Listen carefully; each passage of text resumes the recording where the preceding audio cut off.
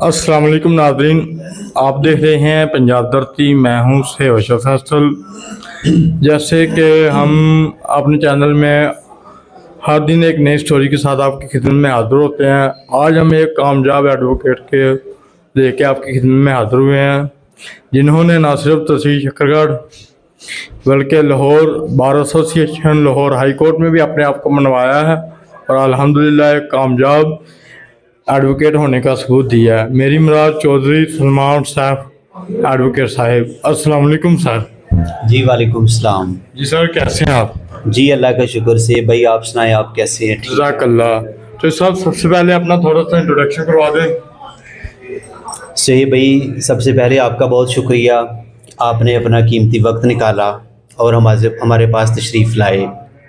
मेरा introduction, Chaudhry Salman Saif advocate high court, तहसील शकरगढ़ के नवाही गांव सनियारी कलां से बिलोंग करता हूँ। जी बहुत शुक्रिया जो साहब। जो साहब, जो आपने वकालत की डिग्री अख्तियार की है बाई चांस की कि जहाँ शौक़ था आपको लॉयर बनने का?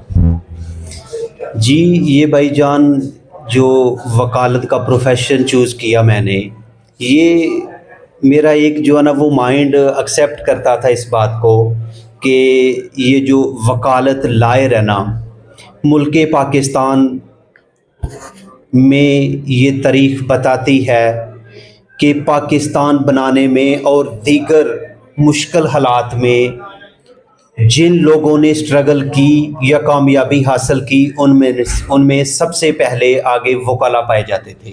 और मेरे ये शौक़ था कि मैं लायर्स बनूं और अच्छा कॉम्पिटेंट लायर बनूं और आवाम की फलाह व बहबूद के लिए काम कर सकूं, आवाम की खिदमत कर सकूं। सर, आपने लॉ की डिग्री हासिल करने के बाद शकरगढ़ बार एसोसिएशन का इंतखाब भी क्यों किया, जबकि आप लाहौर में भी मायानात मान जाते हैं? मैंने ये अपना बार की ये जो अपना लॉ की डिग्री हासिल करने के बाद शकरगढ़ बार को इसलिए चूज़ किया कि चूँकि मेरा ताल्लुक़ मेरा आबाई गांव तहसील शकरगढ़ में है और हमारी शकरगढ़ बार जो है ना, ये मदर बार है हमारी। हमारे जितने चाहने वाले, जितने लोग ताल्लुकात, जितने भी अच्छे या हमारे रिलेशनशिप है, वो तहसील शकरगढ़ के लोगों के साथ है। इसलिए मैं चाहता हूँ कि तहसील शकरगढ़ में मैंने प्रैक्टिस स्टार्ट की ताकि तहसील शकरगढ़ के लोगों के लिए जो है ना उनकी खिदमत जो है ना वो की जाए। आपको शकरगढ़ में प्रैक्टिस करते हुए कितना अर्सा हुआ है? मैंने ऑनवर्ड 2015 में पंजाब यूनिवर्सिटी लॉ कॉलेज से LLB किया था। उसके बाद 16 के स्टार्ट में लाहौर हाई कोर्ट में प्रैक्टिस स्टार्ट की। 3 साल का अरसा जो है ना वो मैंने लाहौर में प्रैक्टिस की। उसके बाद जो है ना फिर वो मेरे काम शाम या अपना को हमारे मामला थे, जो केसेस मेरा अपना ऑफिस मिल गया शकरगढ़ तहसील बार एसोसिएशन में। उसके बाद जो है ना वो मुझे तकरीबन ये 7 साल का अरसा हो गया है प्रैक्टिस करते हुए। सर, आपको हमारे चैनल की तरफ से अपना चैनल बनने पर बहुत ज़्यादा मुबारकबाद। जी बहुत शुक्रिया, थैंक यू। इसके बाद हम आपसे ये जानना चाहते हैं कि अभी तक आपने कितने केसेस डील किए हैं? इसमें जो केसेस की तादाद है, इसमें तो अकाउंटिंग नहीं है। बेशुमार केसेस जो है ना, लगभग कोई 500-700 के करीब जो है ना वो केसेस मैंने डील किए अल्हम्दुलिल्लाह। और उनमें आपको कामयाबी कितने केसेस में हासिल हुई गालबन? देखो, जो एक लायर्स होता है ना, उसने तो हर केस में स्ट्रगल करनी होती है, अपनी मेहनत जो है ना वो करनी होती है। वो केस उसके हक में हो, उसके साइल को रिलीफ मिले या जिस तरह की भी प्ली मिले, साइल के लिए, वकाला के लायर्स के लिए हर केस जो है ना वो विनिंग पोजीशन में ही होता है। बहुत सारे केस ऐसे भी हैं जिसमें जो कुछ केस हैं वो एक लायर वकील हार भी जाता है, दूसरा क्लाइंट जो है ना वो एक उसके हक में फ़ैसला हो जाता है। अगर मैं प्लेंटिफ हूँ तो डिफेंडेंट के हक में फ़ैसला हो सकता है, अगर मैं डिफेंडेंट का काउंसल हूँ तो प्लेंटिफ के हक में जो है ना वो फ़ैसला हो सकता है। इसमें तो ऐसी कोई बात नहीं है। के साथ सर, हम देखते हैं आपको सोशल मीडिया प्लेटफॉर्म पे भी काफ़ी आप एक्टिव हैं और माशाल्लाह आप काफ़ी ज़्यादा मैंने आपको एक्टिव पाया सोशल मीडिया, फेसबुक पेजेस पे, इंस्टाग्राम पे। तो क्या आप आगे पॉलिटिशियन ज्वाइन करेंगे या सिर्फ वकालत तक रहेंगे? जी अल्हम्दुलिल्लाह, ये बस दोस्तों की शफ़क़त, प्यार, मोहब्बत, उनका लगन मिलनसारी जो है ना, ये एक मैं समझता हूँ कि ये बहुत अच्छा जज्बा है, और लोगों के साथ जो ताल्लुकात हैं, मिलनसारी है, ये हर इंसान को करनी चाहिए। हर इंसान को एक दूसरे के साथ अच्छा रिलेशन जो है ना वो रखना चाहिए। तो मेरा फ़िलहाल तो जो अपना ये प्लान है ये वकालत का ही है। पॉलिटिक्स जो है ना, एक लायर जो है ना वो आज़ाद होता है, वो जब चाहे कर सकता है। सबसे पहले तो मेरा ये है कि मेरी प्लानिंग है कि मैं बार एसोसिएशन शक्ल में उसमें इलेक्शन कंटेस्ट करूंगा। बाकी बार वाली सियासत पॉलिटिक्स जो है वो बात के मामला है। और सर, आप एज एक वकील होने के नाते इसके अलावा कोई आप तंजीम वगैरह को रन कर रहे हो या कोई ऐसा सोशल प्लेटफॉर्म पे वर्क कर रहे हो? जो एक वकील होता है ना, वो उसकी एक तंजीम ही तंजीम होती है। वो जो भी काम करता है वो अपनी आवाम की फलाह बहबूद के लिए करता है, इसके अलावा कोई तंजीम नहीं। बाकी जो भी हमारे लायक होता है, या जो हमारी ज्यूरिस्डिक्शन है, जो हमारी इस्तात है, जो हम काम कर सकते हैं, वो अगर किसी का पता चलता है उसको इस काम की ज़रूरत है, या कोई बताता है कि मुझे इस काम की हेल्प चाहिए, तो हम अल्हम्दुलिल्लाह 24 आवर्स जो है ना उनके लिए रेडी हैं। सर, जो शक्करगढ़ में केसेस होते हैं वो ज़्यादा किस नौइयत के होते हैं? शक्करगढ़ तहसील में जो केसेस हैं वो सबसे पहले तो ये क्रिमिनल फौजदारी बहुत ज़्यादा थे, लेकिन चूँकि वक्त बदलने के साथ साथ अब केसेस की नौइयत भी बदल गई है। अब जो फौजदारी केसेस हैं उसकी रेशो बहुत कम हो गई है। अब जो दीवानी केसेस और फैमिली केसेस जो है ना, इसकी रेशो बढ़ रही है दिन ब दिन। सर, आप क्या समझते हैं कि जो दीवानी केसेस हैं या मसलन फैमिली केसेस हैं, इनकी रेशियो क्यों बढ़ रही है? इसकी मेन रीज़न क्या है?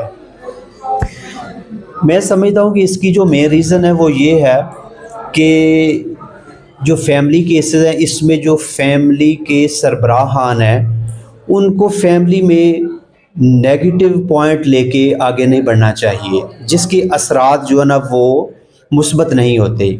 जब वो किसी का नेगेटिव पॉइंट चूज़ नहीं करेंगे, एक प्रॉपर तरीके से मुस्बत अंदाज में जो है ना वो फैमिली को डील करेंगे, तो मैं उम्मीद करता हूँ कि उस फैमिली में कोई मैटर जो है ना वो अपना क्रिएट नहीं होगा।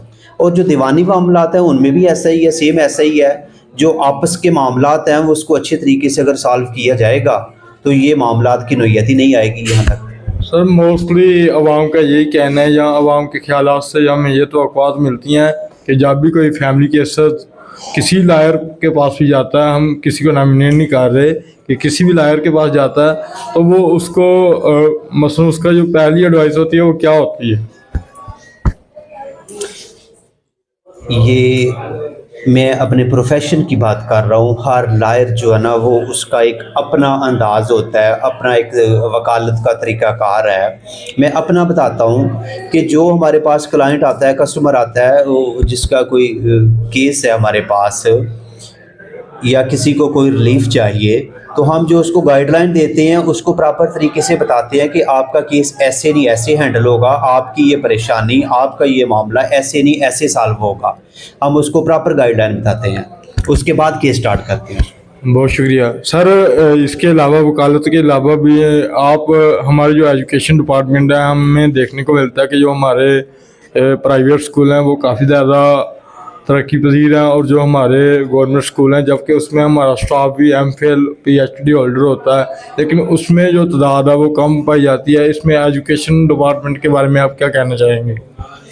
जो एजुकेशन डिपार्टमेंट है, इसमें रियलिटी तो ये है कि जो गवर्नमेंट सेक्टर हैं, गवर्नमेंट सेक्टर के जो टीचर्स हैं ना, जो वेल एजुकेटेड हैं, वो अपना एक जॉब का क्राइटेरिया होता है, उसको क्लियर करके टेस्ट पास करके तो फिर उनको जॉब मिलती है।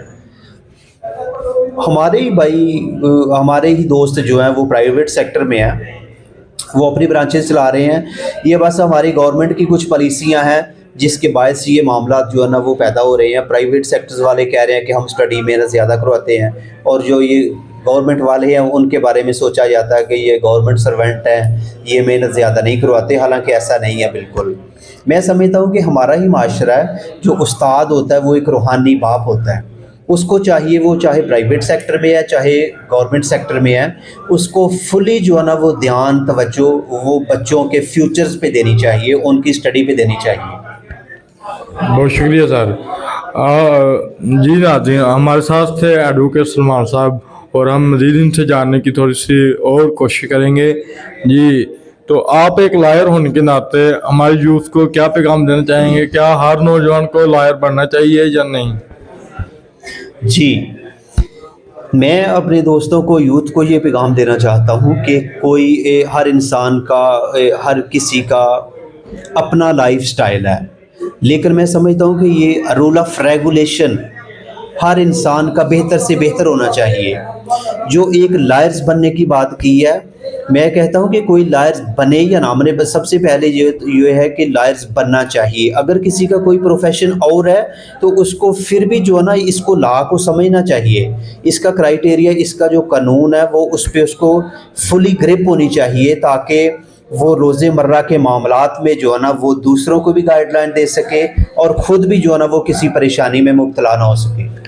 सर, एक अच्छे वकील में क्या कैपेबिलिटीज होती हैं? मैं समझता हूँ जो एक अच्छा लायर्स है उसमें जो गुड विल है, कैपेबिलिटी है, वो मैं तो ये समझता हूँ कि सबसे ज़्यादा फर्स्टली पंक्चुअलिटी जो है ना वो उसमें लाजमी होनी चाहिए।